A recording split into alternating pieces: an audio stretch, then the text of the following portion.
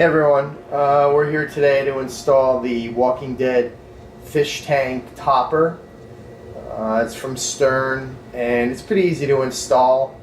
There's about 5 wires that you need to attach to the board inside the back box, and there's about 4 screws up on top that you need to attach the topper to the top of the back box. And basically the wires run down through the top of the back box to the boards in the back box. And again, the setup is fairly easy. It takes about 10 to 20 minutes depending on how quickly you can get it done. You know, you like to take your time doing it, but it's not really that hard at all. But we're going to go over it really quickly and see how it's done. Okay, so I'm here holding the camera because it's hard to get a tripod up here with the height of where the top of this is. But basically I already screwed the topper into the top of the back box here, and basically if you see there's screws in the corners here.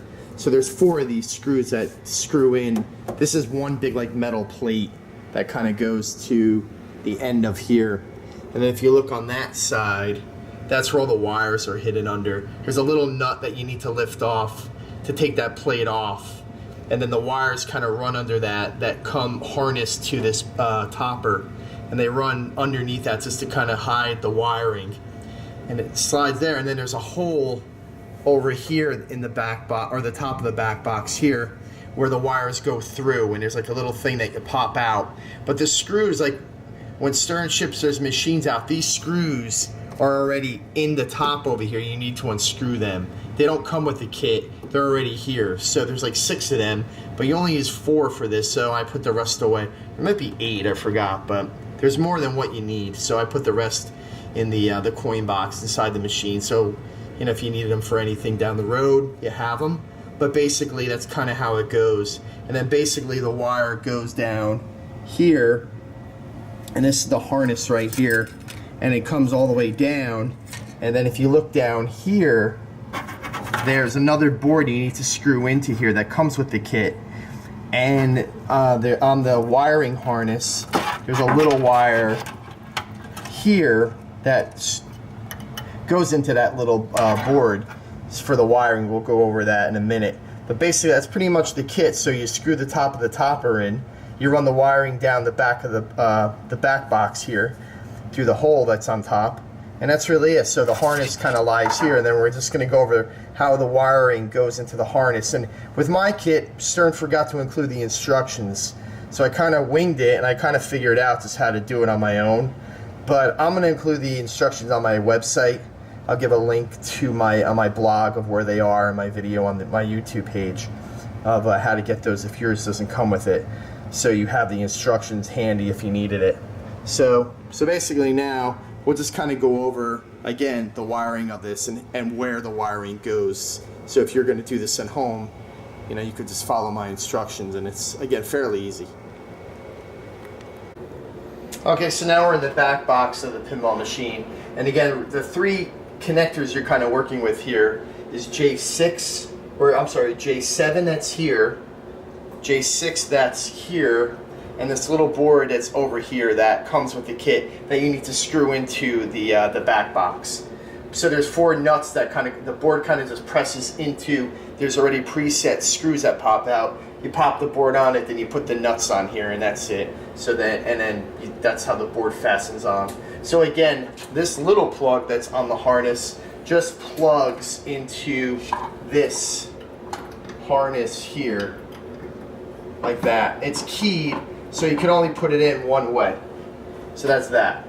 So now we're going to mess with J7 and J6 over here. So again, we're going to take our harness that comes with the kit, and you see there's 4 connectors on here. So what we're going to do now is we're going to concentrate on the blue and the red that's on the harness here.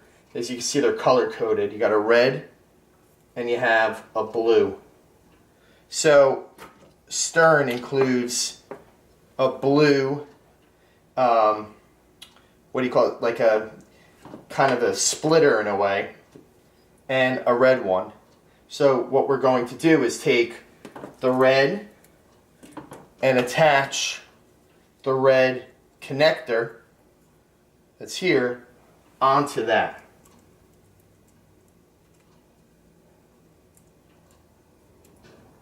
So if you get it on here, I believe it goes that way. So it would go that way on the red, and then we're going to do the same for the blue. We're just going to take the blue connector and connect it on the blue. So now it kind of coincides with each other, blue with blue, red with red. So now we're going to take, I believe it's J6 from the board, which is this one here, the one more to the right, and unplug it from the board. And then we're going to plug that into the blue connector here that we just did. So we're just going to take that and attach it like that. So now it's attached, and then we're going to take J7, which is next to that, to the left, and do the same to the red. So now we're going to attach it to red. So it's J7 to red, J6 to blue. And then there's two more connectors here. One has a black, like, kind of coloring on the connector, and one is clear. There's nothing on it. So the black one, I believe, goes to J7 on here. So that's the one that's farther to the left. So again, it's the black to J7. Again, they're keyed, so you can't really mess it up. You can't plug it in the wrong way. And then J6 uses the clear. There's nothing on that one. So that goes to J6. And that's it. And then you can take your wire and get it off the bulb over here, you know, and kind of attach it, like, you know, over there. Kind of clean up your wiring. I put it through the wiring, you know, that cleans up your wires over here, the harness over here that it goes through. So you can't, the wire won't pop out or nothing. You just don't want it laying on the bulb or nothing. So I kind of do that. Kind of tuck it around the bulb, the harness of the bulb here. And that's really it.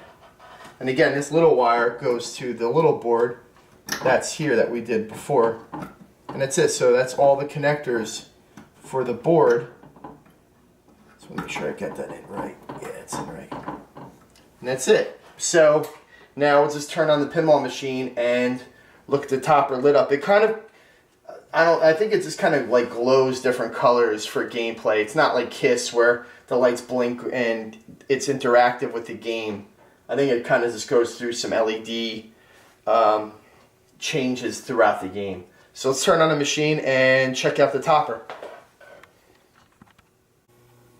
Okay, I just want to sidetrack here for a minute and talk about when you plunge the ball and how it's supposed to go to this area over here and come through here after it gets plunged and then go up that way, you know, into these,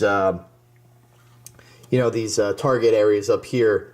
Well, on this machine, I read online on Pinside as well, some other people had an issue with that as well, where you would plunge the ball and it would go into these poppers right here and never make it all the way up and, you know, into this area here for your, your jackpot shot off the shooter plunge. So what I read online, a couple people posted, was that there's a little like gate over here that goes up and down, and there's a little like, wire, that kind of holds that gate into the bracket.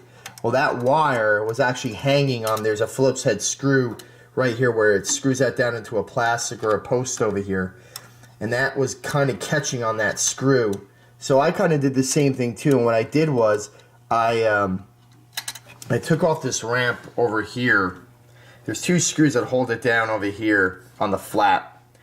And it kind of lifts out enough to get into this area here of what you have to do. So I unscrewed this screw and kind of turned it out a bit. And then I just took it like a little Dremel and filed that piece down a little bit just so it didn't hang on that screw.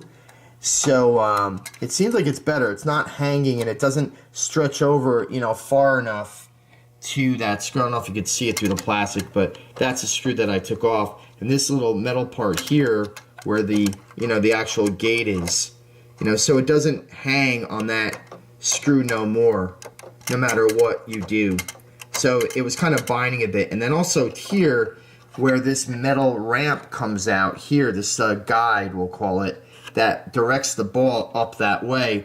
Mine, I believe, was out further this way, you know, from the side of the pinball machine, which made the ball kind of launch it into the pop bumpers, you know, in this area here. So what I did was over here was I took like the back of a metal, like of a screwdriver, the rubber part, and with this ramp off here, I was able to get in there and just kind of push it a bit and bend it back a little bit, so it kind of pushed it under that plastic a bit more. And someone posted, one of the guys from the Buffalo Pinball League showed a picture of a one that worked, of a machine that worked, because I believe he was having the same issue with his machine too, that he went to someone's house and saw that metal guide was farther out too, and you could tell by looking at that plastic that the guide kind of goes under, and it was out a lot more, and I got mine in a little bit. It takes a good amount of pressure to kind of bend it in a little bit, or bend it, you know, towards the back over this way, but just push on it from this way with a rubber, you know, something that's not going to, you know, if you slip and you're going to scratch your Playfield, you don't want to do that. You want something that's kind of wide too, like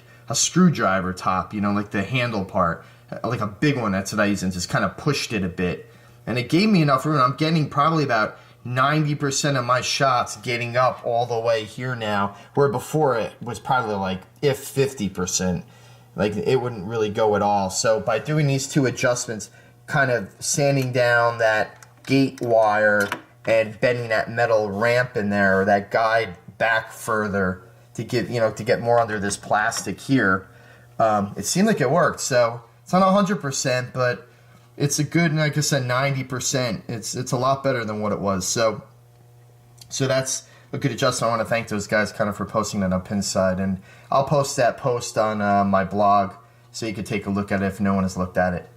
So good luck, and if anybody knows the answer to this metal or the magnet part here when you get your multi-ball started, or when you're going for that multi-ball, and when it shoots it straight down the middle after it kind of pulsates a bit, I'd like to hear the fix for that, because that's pretty frustrating. That's pretty stupid that every time, you know, you get a shot like that, it doesn't even make you want to go for that, because probably 50% of the time it doesn't even pulsate and it just shoots it right back down the middle. So I don't know, maybe there's a fix for that. I don't know of one. It seems like it's in the code. It's not like a balancing thing. My machine, I believe, is fairly straight.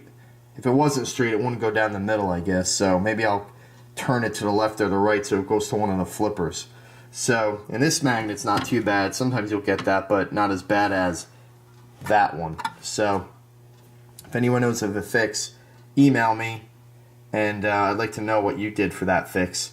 So let's get back to the back box installation for the topper. Okay, so now the topper is on and the wiring is completed. And you can see the colors kind of go through like a heavy green, and then it'll flicker off, and then it'll kind of go to a white, and as it does right there. And it does that throughout the gameplay of the actual pinball machine, and it'll blink like that. So it's kind of cool. There's some cool effects to it. It kind of makes the game, I guess, the theme. On the premium, there's a lot of fish tank theme, I guess, but it's pretty cool for what it is, and it's like pretty 3D, you know, three-dimensional and all that kind of stuff. So again, it kind of works with the theme of The Walking Dead. So that's kind of the install. Like I said, it should take you between, you know, 10 to 20 minutes to do. It's not really a hard install if you follow the proper procedures. And again, I'll have the instructions posted on my website as a PDF if you need to download them, if you don't get it, like I didn't get the instructions in my box. So thanks for watching. As always, I'll have a couple more videos up soon. Again, I have a Facebook page, my website page, pinballsupernova.com, a Twitter page, a Facebook page, and again, I have all my posts and stuff like that. And again, thanks for all subscribing. Please subscribe if you haven't, and I'll talk to you soon. Thanks, bye.